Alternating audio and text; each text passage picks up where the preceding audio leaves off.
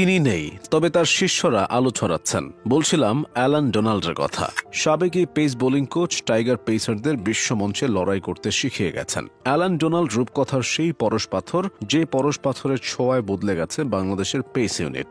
Boundary লাইনের পাশ থেকে তিনি তাসকিন শরীফুলদের নিয়মিত পরামর্শ দিতেন, অথচ এটা করতে তিনি বাধ্য নন। দায়িত্বের জায়গা থেকেই অ্যালান ডোনাল্ড বাড়তি পরিশ্রম করতেন।